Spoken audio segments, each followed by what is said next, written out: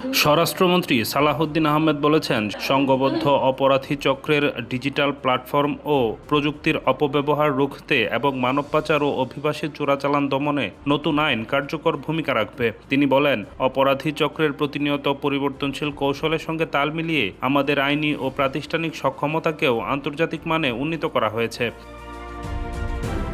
বুধবার রাজধানীর হোটেল কন্টিনেন্টালে আয়োজিত মানব পাচার ও অভিবাসী চোরাচালান প্রতিরোধ ও দমন আইন 2026 বিষয়ক জাতীয় অভিহিতকরণ সভায় প্রধান অতিথির বক্তব্যে তিনি কথা বলেন।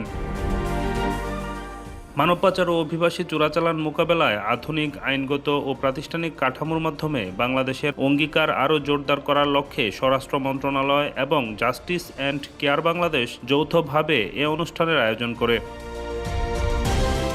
স্বরাষ্ট্র মন্ত্রণালয়ের সিনিয়র সচিব মঞ্জুর মোর্শেদ চৌধুরীর সভাপতিত্বে অনুষ্ঠানে বিশেষ অতিথি হিসেবে উপস্থিত ছিলেন পররাষ্ট্র সচিব আসাদ আলম সিয়াম, বাংলাদেশে নিযুক্ত British high commissioner Sarah Cook, বাংলাদেশে নিযুক্ত মার্কিন যুক্তরাষ্ট্রের রাষ্ট্রদূত ব্র্যান্ট টি ক্রিস্টেনসন এবং বাংলাদেশ পুলিশের মহাপরিদর্শক মোহাম্মদ আলী হোসেন ফকির, বাংলাদেশ কোস্ট গার্ডের মহাপরিচালক রিয়ার অ্যাডমিরাল জিয়াউল হক, বিজিবির মহাপরিচালক মেজর জেনারেল আশরাফুজ্জামান সিদ্দিকী এবং স্বরাষ্ট্র মন্ত্রণালয়ের অতিরিক্ত সচিব ডক্টর জিয়াউদ্দিন আহমেদ।